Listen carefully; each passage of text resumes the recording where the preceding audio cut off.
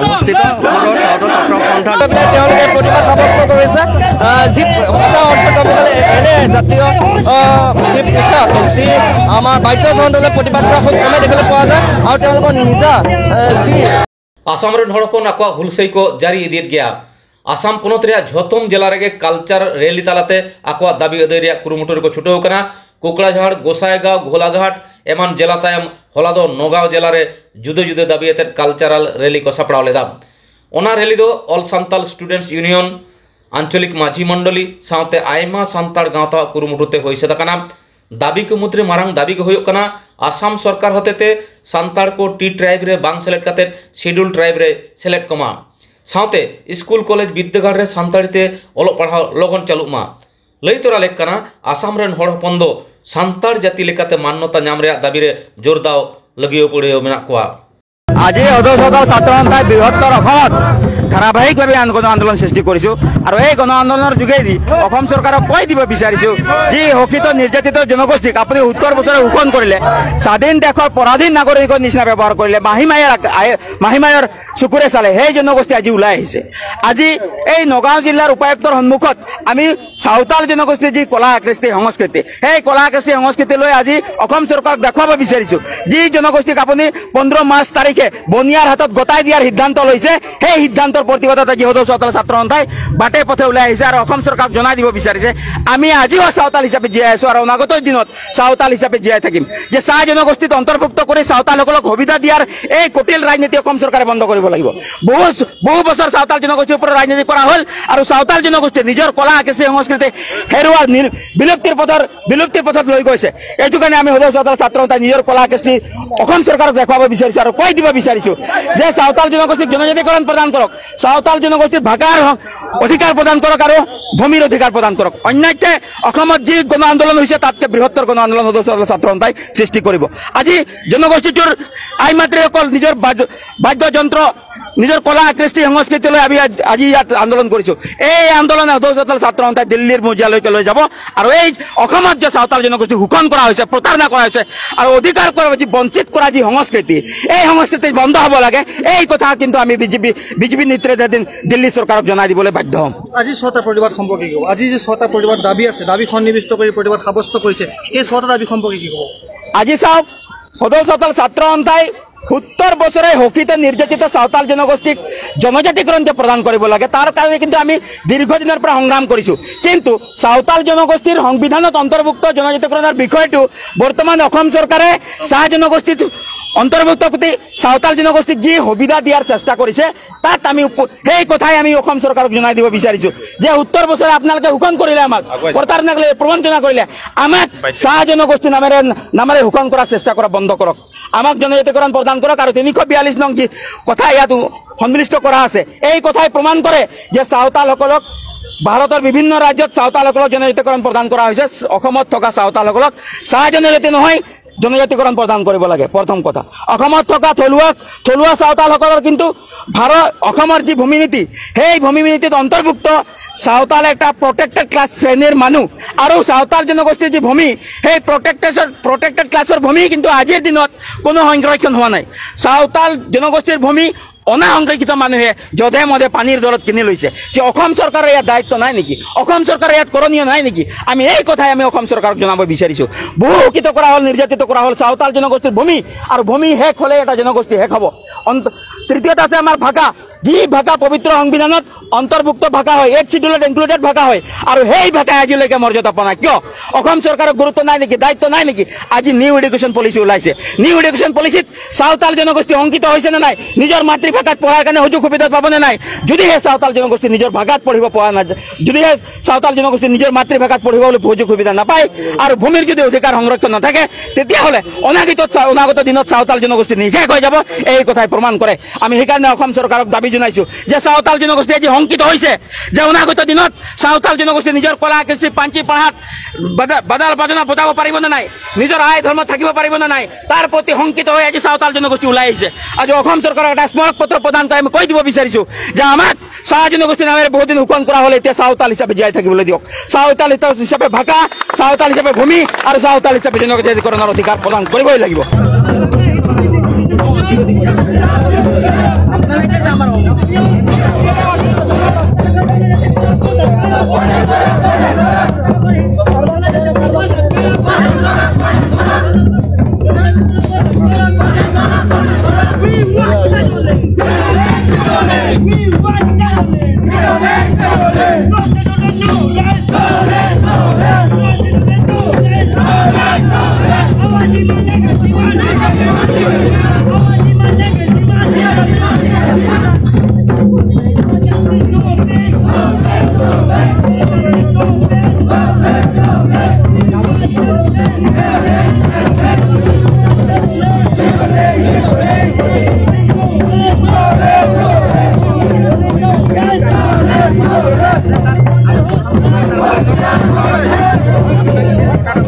আপোনালোকে দেখিবলৈ পাইছে তেওঁলোকে যি পত্ৰ এই পত্ৰ তেওঁলোকে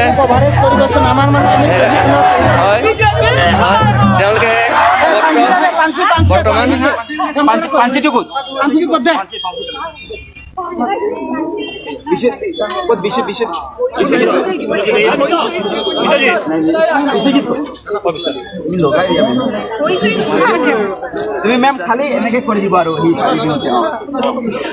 হয় তেওঁলোকে যি পত্ৰ সেই পত্ৰ দিব যাওঁতে আমি দেখিবলৈ পাইছোঁ তেওঁলোকৰ যি নীতি নিয়ম সেই নীতি নিয়ম মাজেৰে তেওঁলোকে পত্ৰ দিব বিচাৰিছে, তেওঁলোকৰ দাবীসমূহ অৰ্পণ কৰিব বিচাৰিছে চৰকাৰী বৰঘৰক। আৰু আপোনালোকে সকলোৱে দেখিবলৈ পাইছে সঁচাকৈ খুব বিৰল দৃশ্য বুলি ক'ব লাগিব। আন্দোলন প্ৰতিবাদসমূহ আমি যিদৰে দেখিবলৈ পাওঁ ইয়াত অলপ ব্যতিক্ৰম হৈছে আজি চাওতাল জনগোষ্ঠীৰ। আৰু আমি দেখিবলৈ পাইছোঁ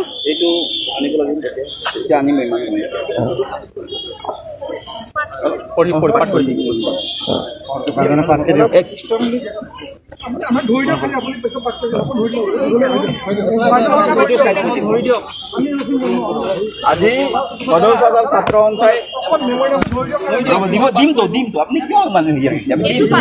আমি পোনপটীয়াভাৱে দেখুৱাই গৈ আছোঁ তেওঁলোকে যি মেমৰেণ্ডাম দিব সেই প্ৰশাসনক সেই মেমৰেণ্ডাম তেওঁলোকে পাছ কৰিব। বৰ্তমান ছাত্ৰ সন্থা ধাৰাবাহিকভাৱে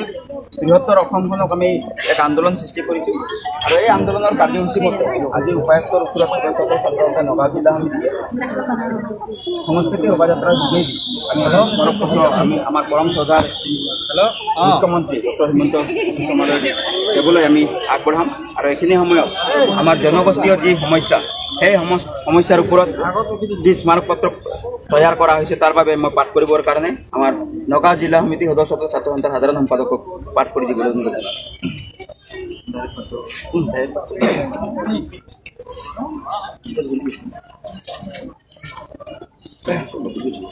প্ৰতি মাননীয় মুখ্যমন্ত্ৰী মহোদয় অসম চৰকাৰ নগাঁও জিলাৰ উপায়ুক্ত মহোদয়ৰ জৰিয়তে বিষয়টো স্মাৰক পত্ৰ মহোদয় জৰিয়তে সদৌ চাওতাল ছাত্ৰ সন্থা এছইউ নগাঁও জিলা সমিতিৰ তৰফৰ পৰা জহা আৰু সম্ভাষণ গ্ৰহণ কৰিব। ইয়াৰ দ্বাৰা আপোনাক জনাওঁ যে যোৱা ইংৰাজী 19 ডিচেম্বৰ 2021 তাৰিখে আপোনাৰ সৈতে এক বৈঠক অনুষ্ঠিত হৈছিল। উক্ত বৈঠকত অসমত বসবাস কৰা চাওতাল জনগোষ্ঠীৰ জনজাতিকৰণ, জাতিগত প্ৰমাণপত্ৰ, মাটিৰ অধিকাৰ আৰু সম উন্নয়নৰ বিষয়ত আলোচনা কৰা হৈছিল। এইখিনিতে আপোনাক জনাব পাই সুখী হ'ম যে অতীতৰে পৰাই জনগোষ্ঠীটোৱে নিজৰ কলা সংস্কৃতি, স্বাভিমান, আত্মপৰিচয় আৰু আত্মসন্মানেৰে জীয়াই আছে। যোৱা 15 মাৰ্চ তাৰিখে অসম চৰকাৰৰ কেবিনেট সিদ্ধান্তত আমি সন্তুষ্ট নহয়, কাৰণ চাওতাল জনগোষ্ঠী কোনো দিনেই চাহ জনগোষ্ঠী নাছিল আৰু নহয়। এইখিনিতে আমি উল্লেখ কৰিব বিচাৰোঁ যে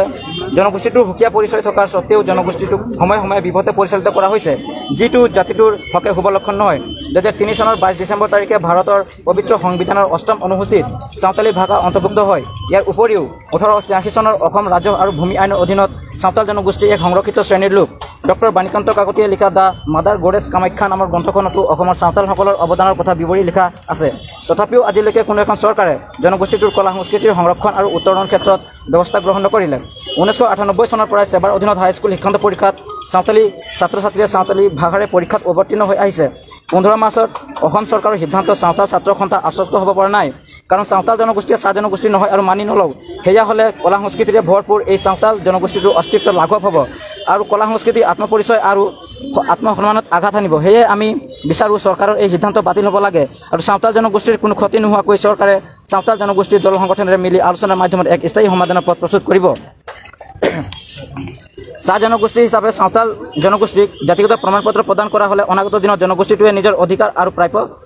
পৰা আজীৱনলৈ বঞ্চিত হ'বলগীয়া হ'ব। ইয়াৰ উপৰিও জনগোষ্ঠীটোৱে আহি থকা দিনবোৰত ভাষা, কলা সংস্কৃতি, আত্মপৰিচয় আৰু আত্মসন্মানৰ এক গভীৰ সংকটত পৰিব আৰু জাতিটো লাহে লাহে ধ্বংসৰ পিনে গতি কৰিব। সেয়েহে মহোদয়, আমিও অসমৰ অন্যান্য জনগোষ্ঠীৰ দৰে সহসন্মানেৰে এই অসম তথা ভাৰতৰ মাতৃভূমিত জীয়াই থাকিব বিচাৰোঁ। আশা কৰোঁ মহোদয়ে আমাৰ দাবীসমূহ গুৰুত্ব সহকাৰে বিবেচনা কৰিব আৰু আলোচনাৰ মাধ্যমেৰে সমস্যা সমাধানৰ পক্ষপাত কৰিব। আমাৰ দাবীসমূহ: ১ নম্বৰ, অসমৰ অস্তিক মূলৰ চাওতালসকলক ভাৰতীয় সংবিধানৰ ৩৪২ নং অনুচ্ছেদ অনুযায়ী জনজাতিকৰণ প্ৰদান কৰা।